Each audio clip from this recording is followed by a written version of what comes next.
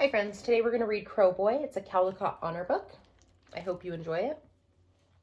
On the first day of our village school in Japan, there was a boy missing.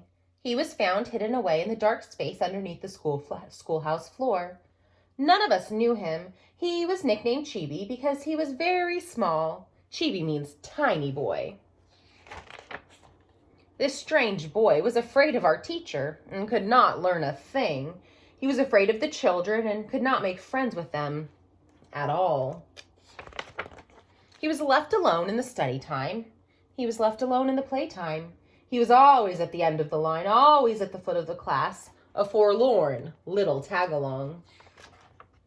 Soon, Chibi began to make his eyes cross-eyed, so that he was able not to see whatever he didn't want to see.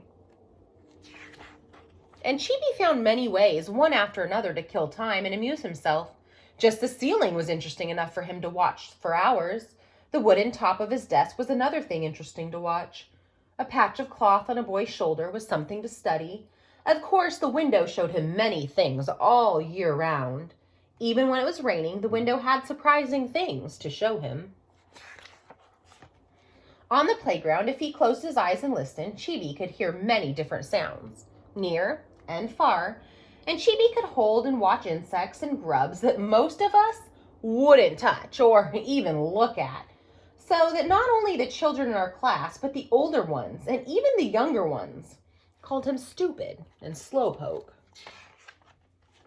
But slowpoke or not, day after day, Chibi came trudging to school. He always carried the same lunch, a rice ball wrapped in a radish leaf. Even when it rained or stormed, he still came trudging along, wrapped in a raincoat made from a dried zebra grass. And so, day by day, 5 years went by, and we were in the 6th grade, the last class in school. Our new teacher, Mr. Asab, he was a friendly man with a kind smile. Mr. Asab often took his class to the hilltop behind the school. He was pleased to learn that Chibi knew all the places where the wild grapes and wild potatoes grew. He was amazed to find how much Chibi knew about all the flowers in our class garden. He liked Chibi's black and white drawings and tacked them up on the wall to be admired. He liked Chibi's own handwriting, which no one but Chibi could read, and he tacked that up on the wall. And he often spent time talking with Chibi when no one was around. But when Chibi appeared on the stage at the talent show of that year, no one could believe his eyes. Who is that? What can that stupid do up there? Until Mr. Asab announced that Chibi was going to imitate the voices of crows. Voices? Voices of crows?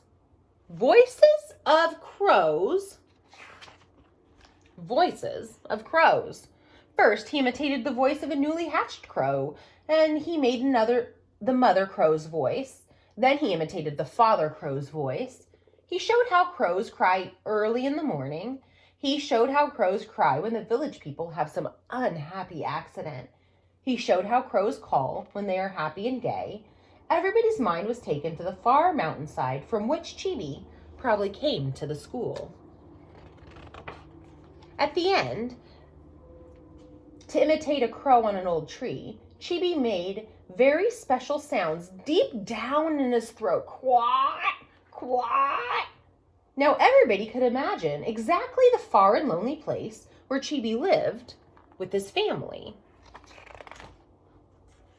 Then Mr. Asab explained how Chibi had learned those calls, leaving his home from school at dawn and arriving home at sunset every day for 6 long years.